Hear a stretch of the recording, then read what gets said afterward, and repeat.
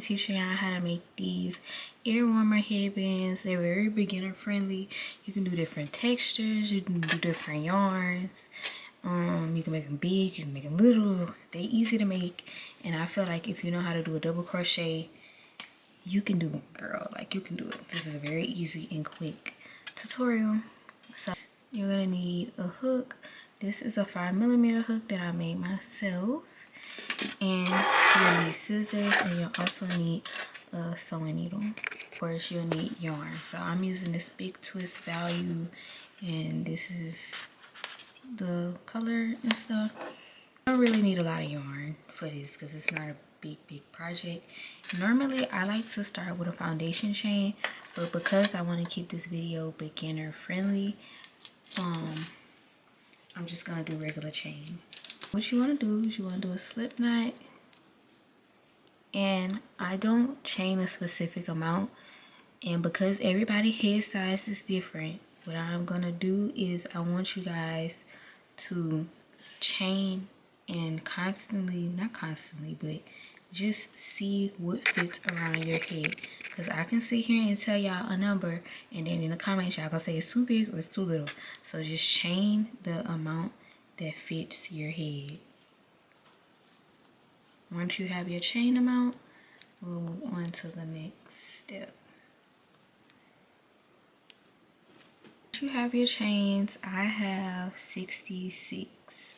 I chained 66. It fit around my head. Make sure it's not too tight and make sure it's not too loose. You want to find that sweet spot. And so the only stitch we'll be doing this whole video is a double crochet. So first what we're going to do is take both ends, and you have to be careful with this part. It's just like if you was making a cat beanie. Slip stitch into this first chain.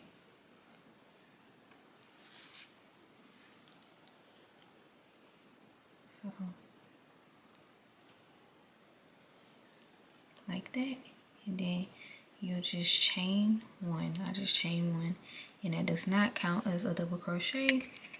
And you want to make sure it does not turn, so you want it to look like this, your chains. And if you know how to do a foundation double crochet, just do that. What we're gonna do is just one double crochet into each stitch.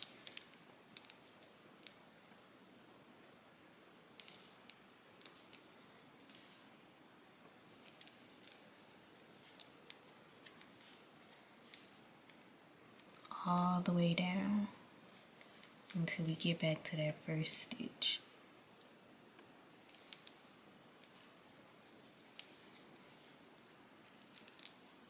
And you want to make sure your row does not turn.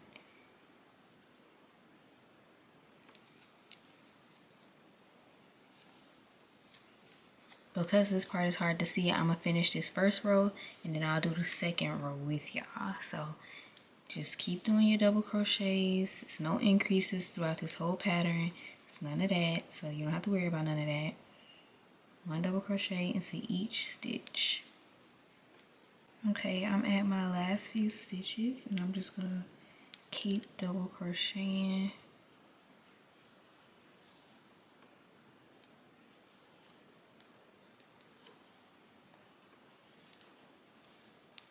Is you want to slip stitch into that first stitch. So take your hook, your needle, pull through, slip stitch, and then that's how your first row should look. Make sure it's not twisted or nothing. And I did want to show y'all the amount of rows you do will depend on your yarn. It depend on your tension. So I found that about 7 rows is that sweet spot, but you might need less or you might need more. So just try it on and see what works best for you.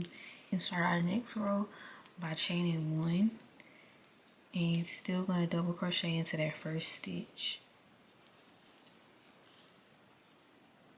And then you'll double crochet all around.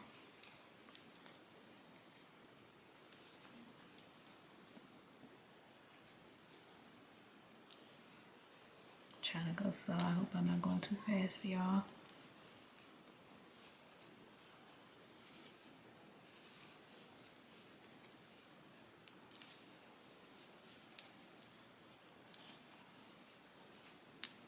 So 1 double crochet into each stitch until you have about 7 rows. So this is 2, so we'll do about 5 more rows. Sometimes 6 rows is enough. Sometimes 7 is enough. Sometimes you might need 8 rows. It's personal preference.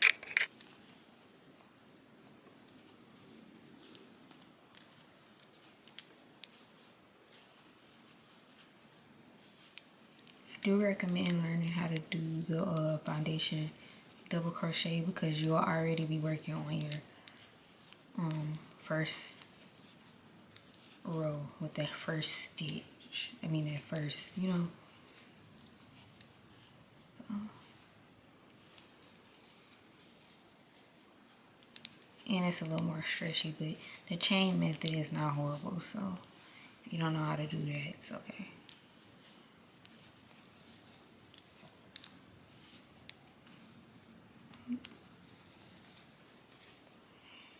It's real repetitive, so I'm gonna finish this row with y'all, and then I'll let y'all finish y'all 5 more rows. Well, 4 to 5 rows. If 6 is enough for you, then you'll just do 6. You'll just do 4 more rows, and if you need 7, you'll just do 5 more rows. So it's just double crochet all the way around. Same thing as if you was making a cat beanie. So we're gonna go ahead and we're gonna slip stitch into that first stitch. Go through, chain 1, and then we'll just start back up with our 1 double crochet into each stitch. So I'll meet y'all back when I have my, I'll do 6 rows first, and then I'll do the 7 rows to show y'all the difference. So okay, so I'm at that last stitch, and this is 6 rows, so I'm going to slip stitch, and then with this weight yarn, 6 rows is about a decent look. So I'm not going to do another row. If you want to do your extra rows, add your extra rows. I just feel like this tutorial is repetitive and I don't want to keep repeating the same thing. So this is this. And you can add rows, you could take rows if you want a thinner one. And I'm actually going to be frogging this, so I will just go ahead and show y'all how to weave in y'all ends, because I won't be cutting this off. So you're going to take your sewing needle, and I just randomly put it through anywhere, and then you take your piece and then feed it through, and then just weave it through.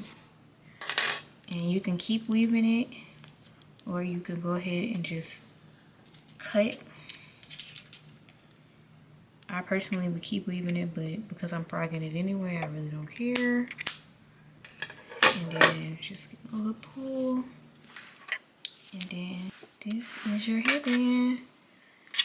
And I hope this was a very easy and straight to the point tutorial. And if y'all do make this, make sure y'all take pictures and tag me so I can see them at Divinely Stitched on Instagram.